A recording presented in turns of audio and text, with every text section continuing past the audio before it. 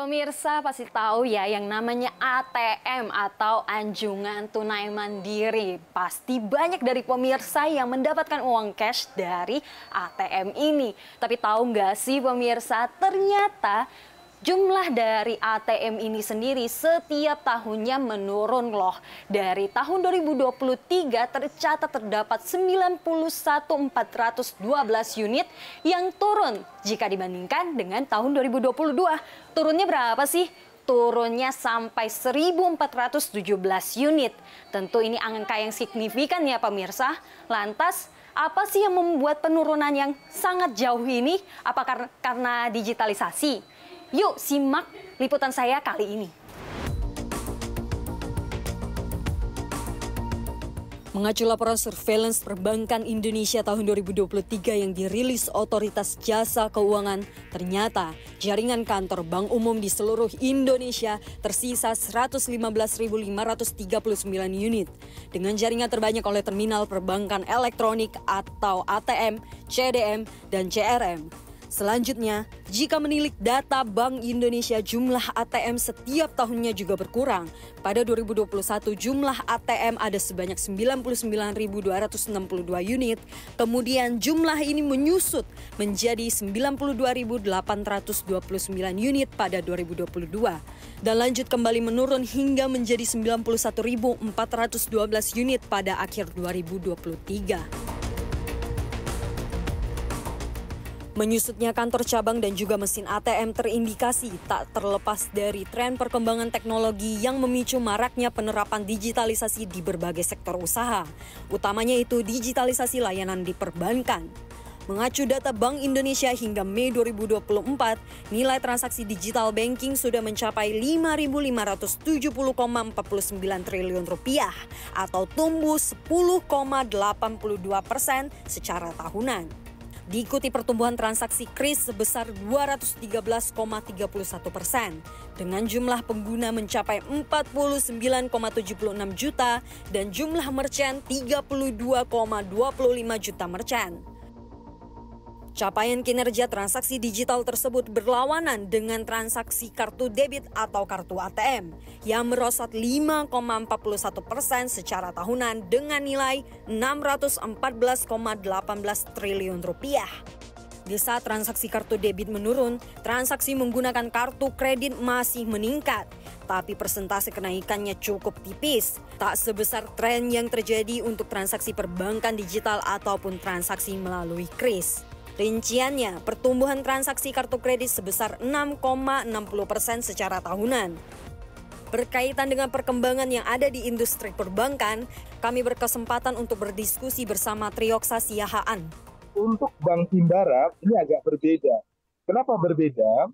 Karena dengan adanya peraturan pun kebijakan terkait dengan gratisnya di satu nasabah ke ATM Bank Himbara lainnya, tentu ini membuat frekuensi transaksi dari nasabah terhadap banknya juga akan semakin berkurang di ATM-nya. Nah ini yang menarik sebenarnya, sehingga otomatis frekuensi di ATM Bank Himbara juga semakin menurun. Itulah kenapa tren ATM terutama di Bank Himbara terlihat akan semakin menurun. Nah itu yang menjadi penyebabnya.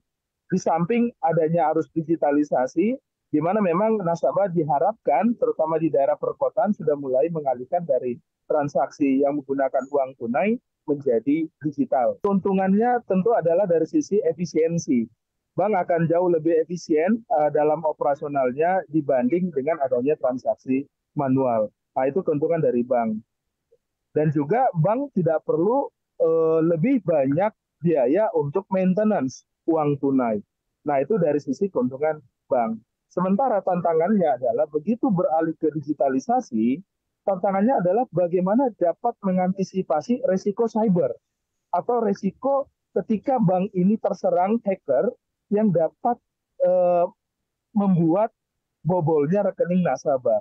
Nah, ini tentu menjadi tantangan tersendiri bagi bank untuk memperkuat sistem keamanannya, terutama keamanan digital, sehingga masyarakat dapat dengan aman melakukan transaksi digital di bank. Nah, ini menjadi tantangan terbesar bagi bank, untuk meningkatkan keamanan digital, terutama yang berhubungan dengan transaksi digital keuangan nasabah. Kalau untuk kasus di Indonesia, kalau saya melihat karena memang walaupun arus digitalisasi itu sangat kencang, tapi masyarakat terutama di daerah dan berhubungan dengan adat itu masih menggunakan uang tunai. Nah, ini yang menjadi menarik sebenarnya. Apakah memang masyarakat adat ataupun masyarakat di daerah itu dapat mengganti gaya hidup, dapat mengganti kebiasaan menjadi tunai? Menurut saya, 10 tahun yang akan datang sepertinya agak sulit untuk full digitalize. Tapi pemirsa, bak anomali BCA sendiri ternyata mencatatkan terjadi pertumbuhan dalam jumlah unit ATM mereka. Ya, di mana di tahun 2023 tercatat terdapat 18.628 unit yang dibandingkan tahun 2022 berkembang atau bertumbuh hingga 234 unit. Bagaimana bisa ini terjadi? Mengacu keterangan manajemen BCA, mesin ATM masih berperan penting dalam melakukan transaksi. Dan BCA sendiri menawarkan begitu banyak fitur kombinasi antara mesin ATM dan digital banking mereka. Dan menurut pengamatan Trioksa, langkah yang diambil oleh BCA dengan menambahkan unit ATM mereka ini demi menjaga kualitas pelayanan nasabah BCA yang semakin meningkat.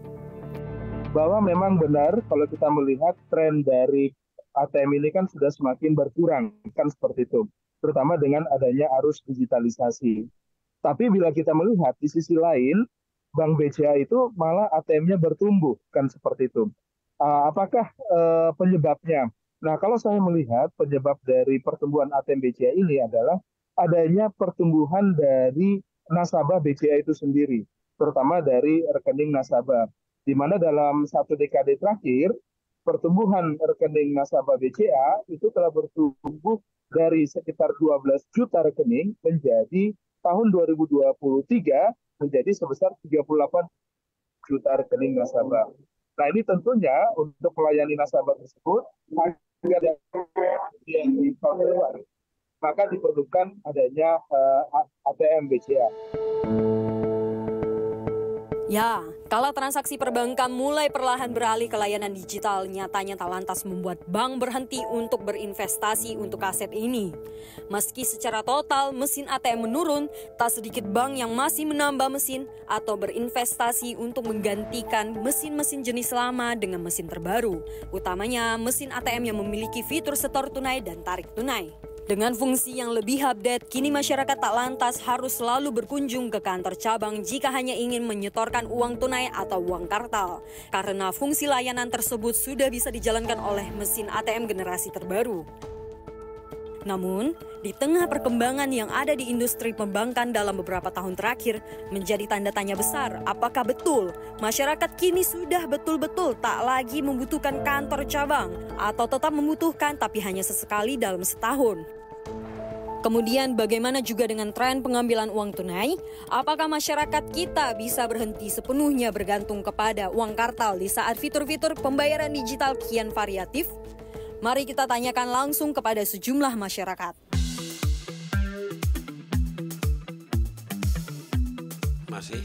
Masih buat aku ya penting banget untuk nyimpan uang ya dan tabungan-tabungan. Kalau untuk dihilangkan mungkin untuk beberapa 5 tahun 10 tahun ini kayak masih belum bakal bisa dihilangkan ya. Ya otomatis kalau itu kan jadi susah ya untuk payment cash. Jadi ya mungkin bisa pakai mobile banking. Masih 50-50, saya masih juga pencinta ATM karena sometimes kalau handphone mati itu yang ribet buat saya. Jadi ATM juga lumayan penting. ATM memang sudah melekat pada masyarakat, apalagi dengan masih banyaknya arena jual beli yang masih belum bisa terjangkau oleh tren transaksi digital. Uang kartal masih menjadi solusi utama, hingga ATM menjadi instrumen penting dalam menyediakan tunai.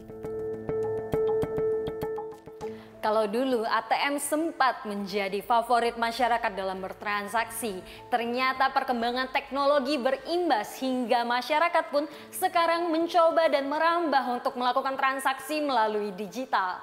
Lantas, pemirsa, apakah sudah siap dengan tidak hanya ATM yang dikurangi tetapi juga dihilangkan? Dari Jakarta, Dwi Devita dan juru kamera Hari Oriantomo untuk CNBC Indonesia.